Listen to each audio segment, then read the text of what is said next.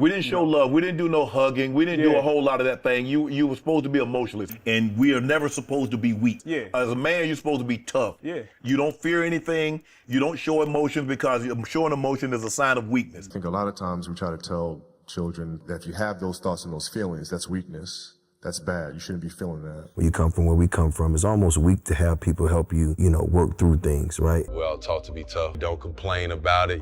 That's the testament of a man. Did you complain? You didn't complain? You're a good guy. I come from a big, hard, tough family who no one communicates. If you show type of weakness, it means you're a weak person where I come from. I don't want to tell somebody else that I'm afraid. I don't want to tell somebody else that I'm scared, because if I do that, then I'm weak. And I feel like us as men, especially hunters, we can't show no weakness. We can't take a step back.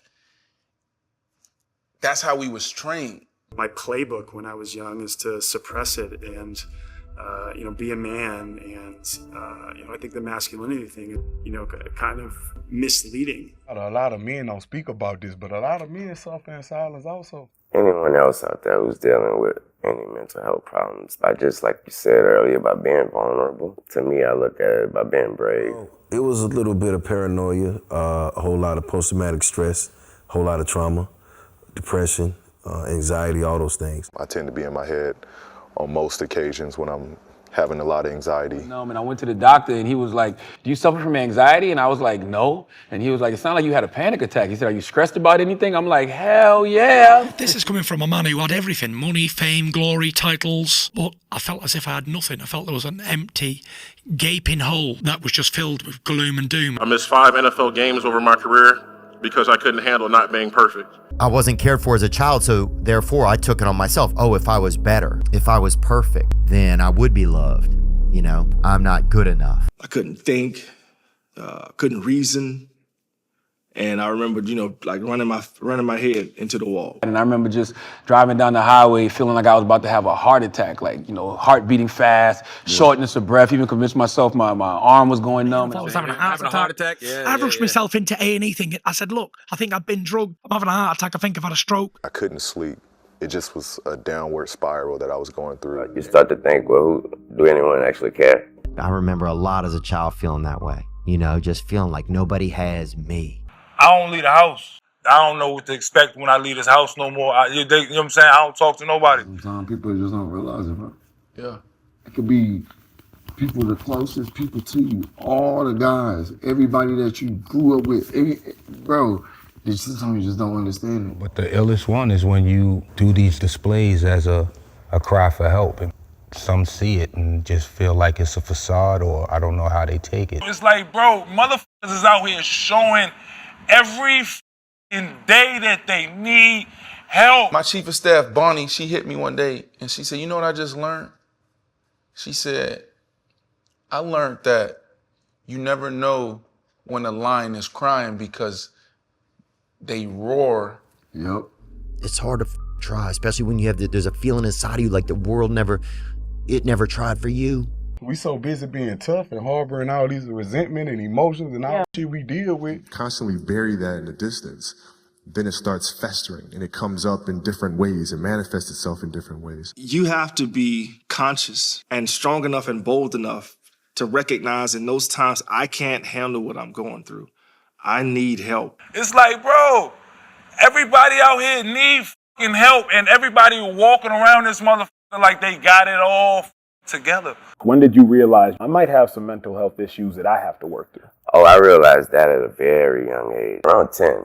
Mental health became real when I had experienced depression at one time that I didn't really understand. And I didn't know I had trauma. I didn't know I was depressed. I didn't know I had anxiety. I didn't know I had post-traumatic stress. I'd suffered with mental health problems my whole life, but I didn't know what it was because I never had no education on the matter. Really didn't take in consideration what depression really was. I always just brushed it off. And I was like, bro, this is the first time I could acknowledge it. I was like, man, depression's real. I don't know how many of you know, but I have an anxiety disorder. Because, I've had anxiety for my whole life. And 9 years ago, I got diagnosed with it. I had to take 3 months, sit down, and I had to tap into my mental health. I was going through some mental things. I felt a little dark. I went through a little...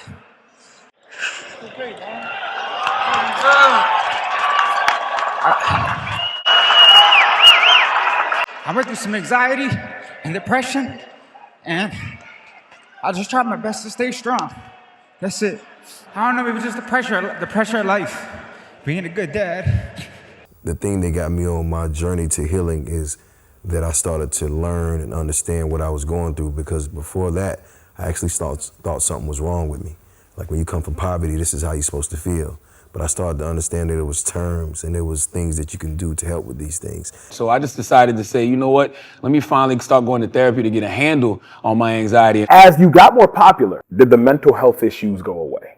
They didn't go away, but they came in a different, obviously they come in a different one. So of course they're gonna hit different, they're gonna actually hit harder. How often do you still battle with depression? Oh, I'm always depressed, all the time. I have to constantly bring myself out of it. And as you get older into your adult life, you wonder where things are coming from, but it's actually coming from your young adulthood. And I had to go deal with that. You create these things in here, again, it's mental health. Because none of these perspectives or none of these opinions or decisions or things you're thinking or thoughts may be true at all. It's what you create in here because of your situation. It's all just programming yourself to trick your brain. And I do think that the most important thing with anyone who suffers with mental health is communication. Without communication with others, we're not going to get better. I know that, people reaching out for help or talking to someone, it does really work.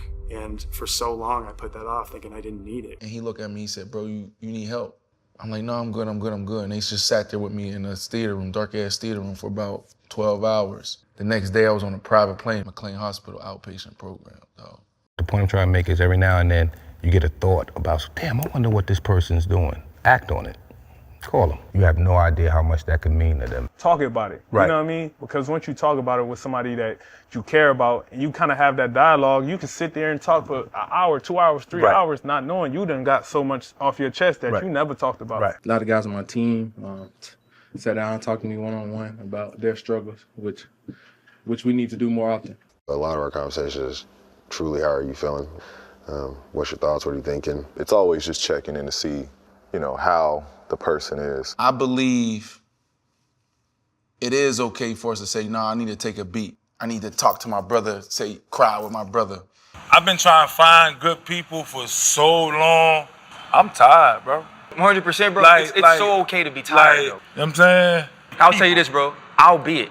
Like, whatever you need, dog. Like, if you just want to talk. Yeah, I see you tearing up. I'm tearing up. I'm trying to hold it in because, it's real. Let that shit out, bro. I'm just letting it out because it weighed on me for 1.5 years. And I know the only way to get better is to fight. I think the thing is, man, like so many times as men, we are asked to carry everybody. We are not made to carry everybody. I don't talk about this really much, even to my brother. But for the fact that you really know what I'm going through, fire, bro. Like we don't do this for us. Yeah, like you want to build these things, but it's about these conversations. What we saying is, man, don't give up, and we won't give up. This is my first time really us really kicking it. I love y'all, bro. For real. And I love you, bro. And I'm here for you and I support you. Love you too, gang. But dog, folks love you, dog. Nobody want to see you go through this. And you don't owe nobody nothing. You don't got to apologize to nobody about nothing, bro. Your temporary feeling of embarrassment is not worth you not getting the help that you need to be the real you can be. If you're battling anxiety and depression, you can get over it. There's a stigma in this world that men can't talk. If you're a man and you've got weight on your shoulders, please speak to someone. Speak to anyone. I'm not all the way healed yet. I'm still working. It's work in progress. But I do feel that I'm in a better state than I've ever been. I still battle some days. I do battle some days. I have some dark days. But I try my best to stay positive. I wake up depressed, but I'm like, okay, now I know my steps. Dealing with mental health, one, it's okay. It happens to us all. You can talk about it and not feel weak. 300-something million Americans and 100-something million is affected by some shit, living with something. It touches all of us. It is a silent killer. Of men under 35, it's the biggest killer on earth. So please, let's get rid of this stigma and men start talking. What do you wish people knew about mental health? What I wish they knew is that it's real. That is real. And there is no bar to measure how real. It's real.